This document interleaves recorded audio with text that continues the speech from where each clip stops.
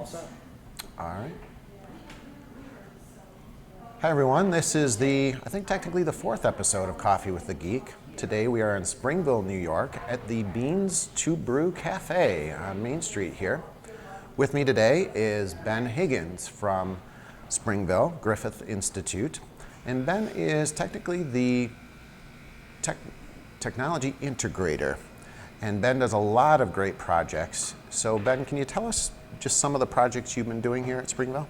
Well, we do a lot of technology integration from kindergarten through 12th grade and actually some beyond with community education and providing services for some of our students who have graduated in the past.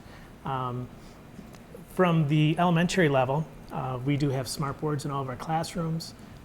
It's a hands-on approach, and the students are, technology is actually infused in their program. So they're able to, get up and be an active participant in the lesson and use the different tools that we have. In addition to the smart boards, we also are piloting some iPads in the classrooms. And the students are doing everything from working on skill reinforcement using apps on both ELA and math, as well as creating videos in iMovie, surfing online and doing online web quests and stuff like that. At the middle school, we have some students who are working on Web 2.0 tools like Glogster, as well as, I don't know, depends on what the teacher's actually looking for.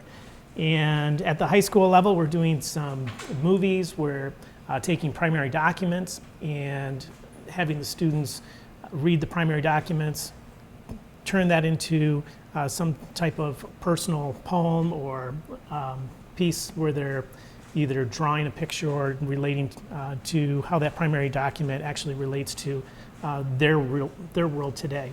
And above and beyond that, I'm a part of a program that has worked with the New York State United Teachers and the Robert F. Kennedy Center in Washington, D.C. to create a statewide video contest for human rights, where students will go and they'll find a human rights laureate and they'll do research on them and they'll create a 3 to 5 minute short mini documentary that they can submit online. It's critiqued and the winning video is played at the Tribeca Film Festival. So when we approach our design for projects, it's really trying to create producers, students as producers, and in some ways it's becoming a producer to make a positive change in their environment. Can you tell us a little bit about the stratosphere? Oh, the Stratosphere project. Forgot all about that one. Yeah, actually, a few years ago, we were watching a CNN report, and there were a few kids from MIT who sent a small capsule with a digital camera in it into the stratosphere, and they took some photos. So, of course, we saw the news report, and one of my colleagues asked me, is this something that we could do? And not only did we do it, we designed it so the students were actively engaged in the entire process. So not only did they design the capsule, they programmed the camera, they tracked the camera as it was leaving the ground up into the stratosphere and back, and then we looked at editing down. We sent a video camera the second year. The first year we sent just a digital camera, and we had over 2,100 photos. So the students were able to actually see the curvature of the Earth.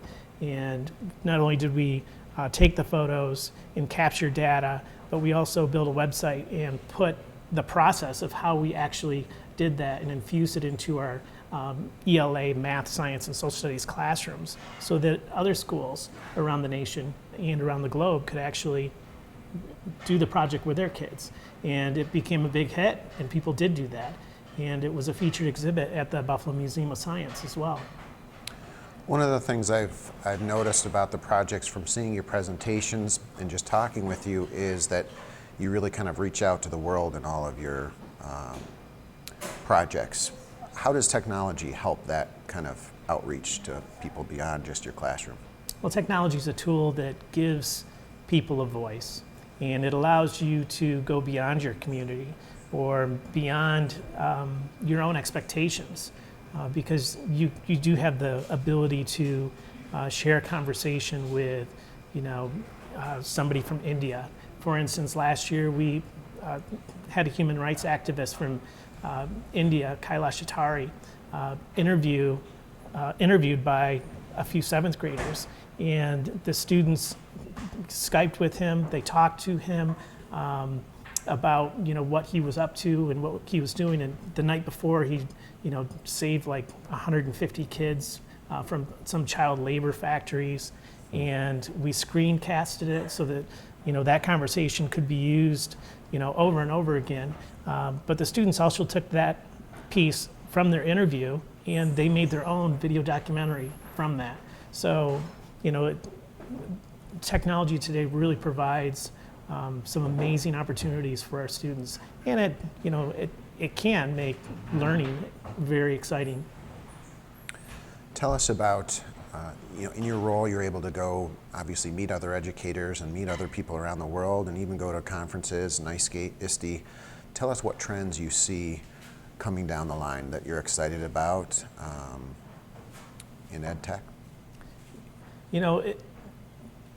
Personally, I have this big interest in human rights, and I think that what technology has allowed people to do and how the classroom will change is that we are really all part of one small village. And we do have the ability to use the tools that we have access to, whether it's this iPad in front of you or my phone or a computer or whatever, and contact people beyond, the area in which we live and have good conversations and really learn about culture and learn about perspective and how what we might believe to be true might be very different for other people around the globe. So I think that's one great piece of technology. As you're looking to, how districts or schools will change using these tools, I think that districts are going to have to provide almost a one-to-one environment for their students. There's a lot of talk about students bringing in their own content, but can you imagine the management end for a teacher, or even for the most well-versed tech educator? It can be very challenging if you're trying to troubleshoot multiple devices. So that one-to-one will provide a greater outreach to the world, or to whatever the interest level is, or whatever the curriculum is. And I'm pretty excited about that. You've had the opportunity, I think, in a district that's very progressive with ed tech especially, to do some pretty innovative projects. What's the secret to the success behind being given that, the opportunities you've had? Well, I think the secret to success is the role of administrative support, the role of educational support, and the role of technology support. You'll always have your students who have that interest and who will go above and beyond with the tools that they're accustomed to. But without that tiered system, without the support of your administration, or without the support of your colleagues, or without the support of the technical end, your tech specialists or whoever's designing the devices that you're using, you'll never make it in this digital educational world. What's your next big project?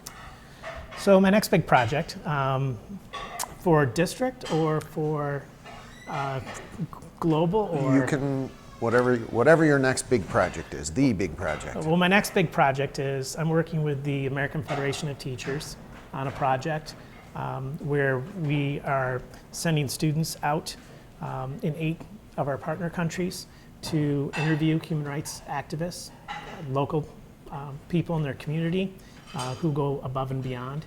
And the goal is to actually teach civic education and using different principles like the rule of law, or free and fair elections, which will help as, here in America as we look at understanding the differences in cultures and to really become a global citizen or a global perspective for that college and career readiness. So that's my big project that I'm working on.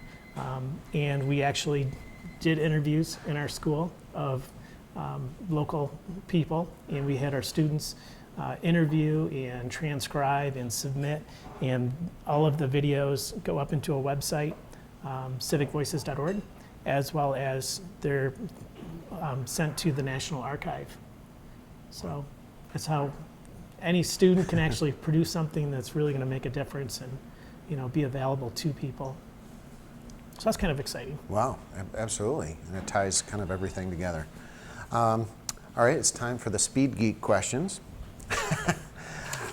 Are you ready for them? These are I think so. Pretty intense. iOS or Android? iOS. I know the answer to this one, but I'm going to ask it anyways. Mac or PC?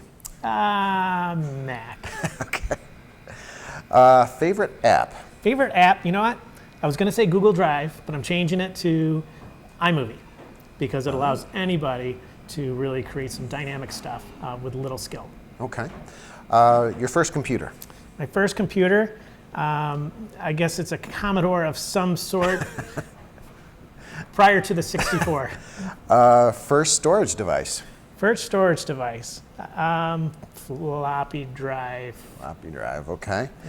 Floppy disk. Angry Birds, Words with Friends, or Medal of Honor? Words with Friends.